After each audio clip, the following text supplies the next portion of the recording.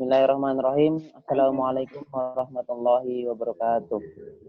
Waalaikumsalam warahmatullahi wabarakatuh. Alhamdulillahirabbil alamin. Amma ba'du.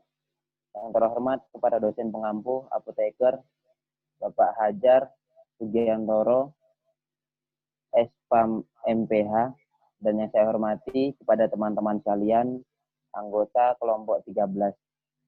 Saya di sini sebagai moderator sekaligus anggota kelompok 13. Nama saya Badrun Mersaid Badu, NIM 1793097. Izinkan saya memperkenalkan teman-teman dari kelompok 13, yang mana yang pertama yaitu ada Thayyibah Kasem, NIM 1667080. Yang kedua ada Adin Muizzah, NIM 1793058. Selanjutnya ada Widya Astuti, NIM 1793061. Dan terakhir yaitu ada Rahil Virginia Az-Zahroh, NIM 1793067. Pada kesempatan ini kami akan mempresentasikan terkait 5 poin di sini. Yang pertama yang akan dijelaskan oleh Rahel Virginia terkait poin screening resep, dan yang kedua yaitu yang akan dijelaskan oleh Adin Muizzah terkait patofisiologinya, dan yang ketiga yang akan dijelaskan oleh Mbak Thayyibah terkait etiologi, dan yang keempat yaitu saya sendiri terkait penyelesaian masalah, dan yang kelima yang akan dijelaskan oleh Widi terkait KIE. Masuk kepada poin pertama, nanti akan berkelanjut sampai ke poin kelima dan akan saya tutup di akhir video ini. Terima kasih. Monggo silakan kepada Mbak Virgin, waktu dan tempat kami persilahkan. Baik, terima kasih untuk waktunya. Di sini saya akan menjelaskan tentang screening resepnya dahulu.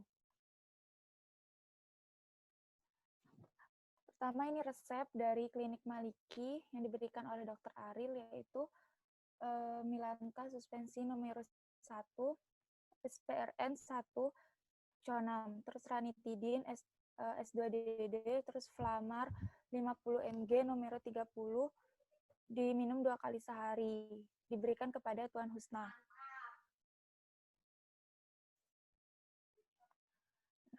Perintahnya yaitu seorang pasien datang ke apotek untuk menebus resep dokter dengan keluhan mual, muntah, dan nyeri pada lambung. Pasien baru pertama kali mendapatkan obat tersebut dan meminta obat diambil untuk 5 hari.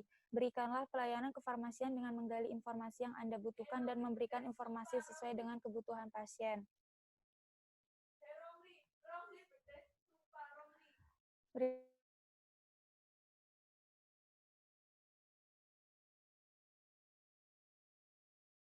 Berikut screening resepnya, yaitu nama pasiennya Tuan Husna, jenis kelaminnya laki-laki. Itu pertama persyaratan administrasi, nama dokternya ada, nomor SIP-nya tidak ada, alamat dokternya ada, paraf dokternya tidak ada, tanggal resepnya tidak ada. Yang kedua itu persyaratan farmasetik. Pertama, nama obatnya ada, bentuk sediaannya ada, dosisnya ada, jumlah obatnya ada, aturan pakainya ada.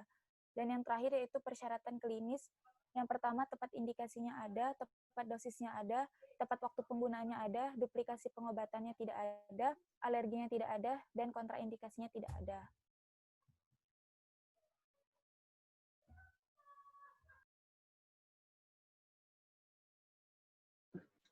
Selanjutnya yaitu patofisiologi. Patofisiologinya diketahui yaitu sakit gastritis. Yang pertama yaitu diindikasi oleh obat-obatan, stres, alkohol, bakteri seperti Helicobacter pylori, pola makan, dan penyakit autoimun. Selanjutnya, mengganggu lapisan mukosa sehingga mengurangi produksi prostaglandin. Kemudian merusak pertahanan mukosa lambung dan menjadi iritasi lambung sehingga akan menyebabkan gastritis. Selanjutnya yaitu terjadi sekresi mukosa itu berupa ion HCO2. Nah, di sini ada 2 kemungkinan. Yang pertama yaitu ion HCO2IL menghasilkan HCl atau asam klorida dan natrium bikarbonat, sehingga asam lambung meningkat.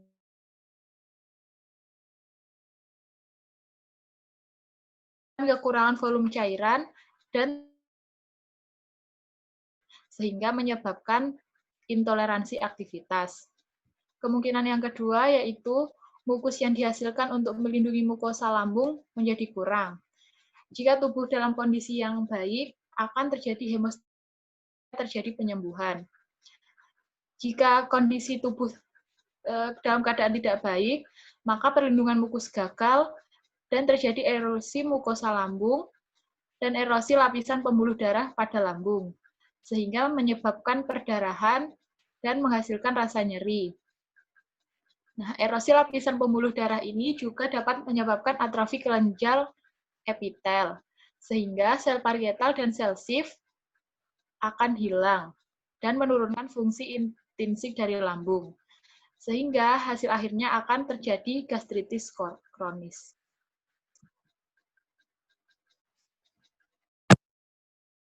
Masuk ke etiologi.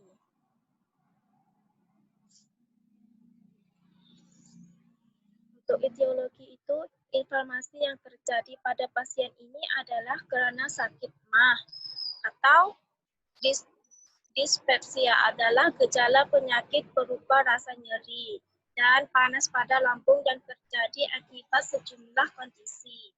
Di antaranya adalah luka terbuka pada lapisan dalam lambung, infeksi bakteri Helicobacter pylori, efek samping penggunaan obat antiinflamasi non-steroid, dan stres.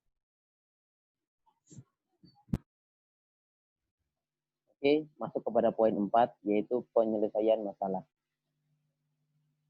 Di penyelesaian masalah di sini ada 3 poin yang ingin saya bahas, yaitu poin pertama terkait obat milanta. Nah, obat milanta di sini merupakan obat esensial yang dibutuhkan oleh pasien gastritis sehingga penggunaannya tidak ketika diperlukan saja. Nah, untuk obat milanta di sini merupakan obat yang golongannya antasida, yang mana untuk obat golongan antasida sendiri penggunaannya dianjurkan sebelum makan. Untuk poin kedua yaitu terkait Flamar. Nah, Flamar di sini merupakan obat antiinflamasi untuk mengurangi rasa nyeri pada pasien. Nah, namun terkait efek samping Flamar di sini yaitu meningkatkan asam lambung sehingga tidak sesuai apabila diberikan kepada pasien yang gastritis. Dan pada poin terakhir yaitu terkait ranitidin. Nah, ranitidin di sini yaitu tidak diberi signa penggunaan.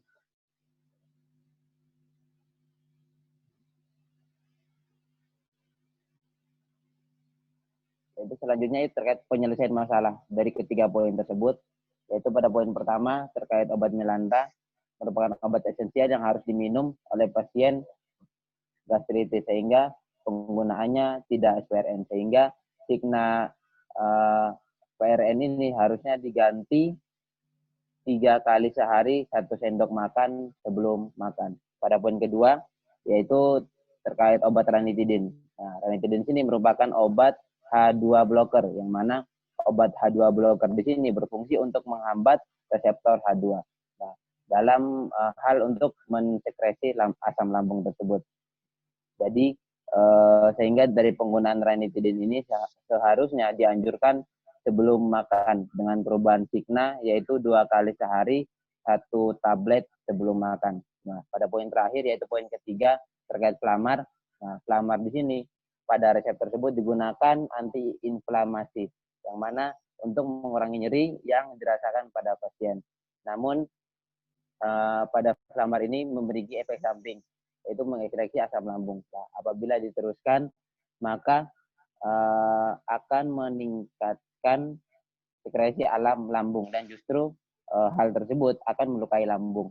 Nah, oleh karena itu Flamar ini diganti dengan obat paracetamol dengan alasan paracetamol ini lebih aman diberikan oleh pasien gastritis, yang mana pemberian paracetamol ini diberikan dalam dosis 500 mg.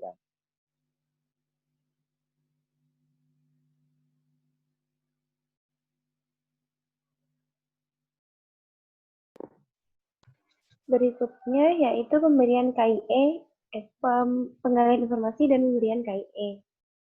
Nah, Kali ini kami memerankannya role play, di mana ada seorang apoteker dan ada seorang pasien. Saya sebagai apoteker dan teman saya Adin Iza sebagai Tuan Husna atau pasien dari resep tersebut. Assalamualaikum, selamat pagi. Silahkan Pak, perkenalkan nama saya Widya Astuti, saya sebagai apoteker di apotek ini. Apakah ada yang bisa dibantu? Waalaikumsalam, Mbak. Ini saya mau menebus resep dari dokter kemarin. Oh ya, sebelumnya saya bicara dengan Bapak siapa? Pak Husna. Ya, ini dengan Bapak Husna. Bapak sendiri pasien dari resep ini ya Pak ya? Kalau boleh saya tahu, Bapak umur berapa? Umur 28 tahun. Ya Pak, terakhir timbang berat badan Bapak berapa nih Pak? 60 kilo, Mbak. Baik Pak.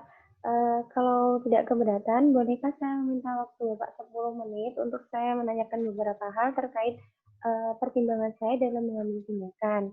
Nah, tenang saja Pak, informasi yang Bapak berikan akan terjamin kerahasiaannya. Apakah Bapak berkenan? Oh iya, Mbak, silakan. Baik Pak, kalau boleh tahu, sebelumnya Bapak ada keluhan apa sehingga Bapak memutuskan untuk memeriksakan diri ke dokter? Itu Mbak, saya itu ngerasa perut saya itu nyeri, apalagi kalau saya telat makan gitu. Nyerinya itu nyeri banget. Terus kemudian kalau kadang-kadang itu sampai muntah gitu Mbak. Rasa perut sebelah kiri itu rasanya panas gitu. Iya. Setelah Bapak memeriksakan diri, apa yang disampaikan dokter terkait penyakit yang diderita oleh Bapak? Asam lambung gitu Mbak. Apakah Bapak sebelumnya pernah mengalami hal seperti ini, Pak? Gejala yang dirasakan seperti ini atau dulu-dulu sudah pernah merasakan tapi tidak mau memeriksakan ke dokter atau bagaimana? Iya, sebelumnya sudah pernah gitu Mbak. Terus saya ya masih kayak ya udah gitu aja, nggak sampai periksa. Paling-paling cuma minum obat di warung gitu. Terus semakin hari kok semakin sepertinya parah gitu. Akhirnya saya kemarin memeriksakan diri ke dokter. Kalau boleh tahu obat apa Pak yang sering dibeli di warung? Atau obat apa yang sering dikonsumsi Bapak untuk mengatasi gejala yang dirasakan Bapak itu? Itu cuma minum Promax tablet gitu. Pekerjaan Bapak apa nih Pak?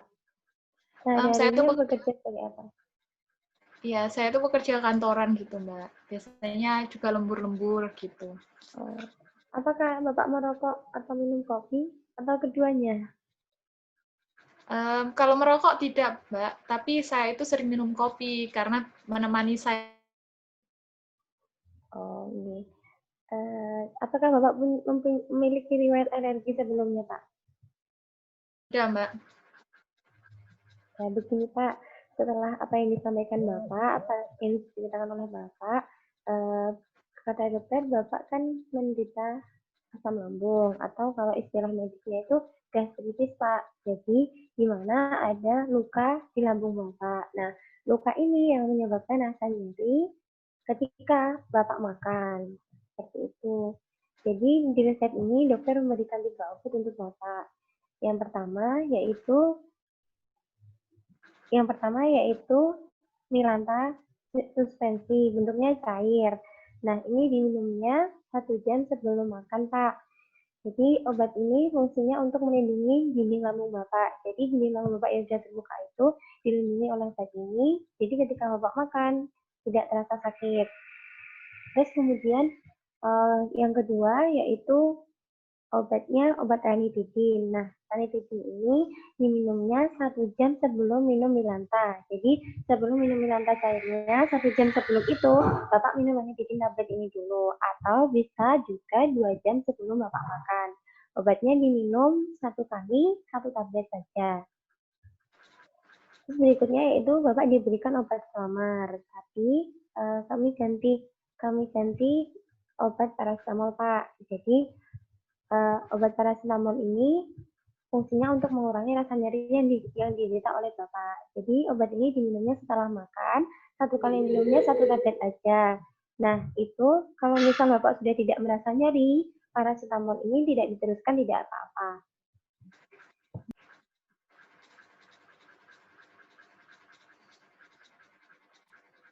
Oh iya, Mbak. Begini Pak, kan karena Bapak merokok juga, mohon maaf, karena Bapak minum kopi untuk menemani begadang ya Pak. Kalau bisa Iya. kopinya dikurangi dulu ya Pak, karena kopi ini bisa menambah parah penyakit yang diderita oleh Bapak. Jadi Bapak kalau bisa dikurangi kopinya dulu, terus pola tidurnya diatur juga Pak, karena begadang juga mempengaruhi kesehatan tubuh. Jadi nanti kalau sering begadang, kesehatan tubuhnya menurun, penyembuhan penyakitnya juga sulit itu Pak. Jadi kalau bisa Bapak istirahat yang cukup, terus diatur pola makannya. Kalau bisa Bapak tidak makan makanan yang pedas, jadi dikurangi makanan pedas dulu kalau emang Bapak suka makanan pedas. Diusahakan makan tepat waktu. Kalau misal sibuk Bapak sibuk bekerja sampai kan kadang kalau beli nasi keluar kantor itu butuh waktu yang lama ya Pak. Bapak bisa makan roti dulu, yang penting perutnya tidak kosong. Itu nih Pak. Iya, Mbak. Terus ini saya mau menebus obatnya untuk 5 hari saja, apa boleh ya, Mbak? Boleh Pak, boleh. Tapi nanti kalau misalnya 5 hari ini Bapak masih merasakan sakit, Bapak bisa kembali untuk menebus obatnya ya Pak.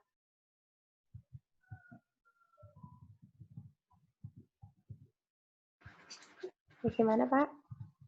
Oh iya, saya rasa Halo. informasinya sudah cukup kok, Mbak. Terima kasih banyak ya, Mbak. Oke Pak, sama-sama. Semoga lekas sembuh ya Pak. Jangan lupa diminum obatnya dan semoga diberikan kesembuhan oleh Allah Subhanahu wa Ta'ala. Saya kembalikan ke MC Badrun. Ya, Rabbal Alamin. Semoga Bapak cepat sembuh, Pak ya.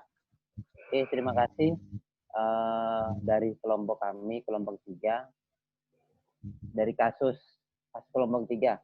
Kurang lebihnya mohon maaf kepada dosen pengampu Bapak Apoteker Pak Hajar. Kurang lebihnya kami di sini, saya selaku perwakilan dari kelompok memohon sebesar-besarnya apabila di dalam video ini masih terdapat banyak kekurangan, baik disengaja maupun tidak disengaja. Kurang lebihnya mohon maaf. Saya tutup presentasi kalian video pada siang hari ini. Wassalamualaikum warahmatullahi wabarakatuh. Waalaikumsalam warahmatullahi wabarakatuh.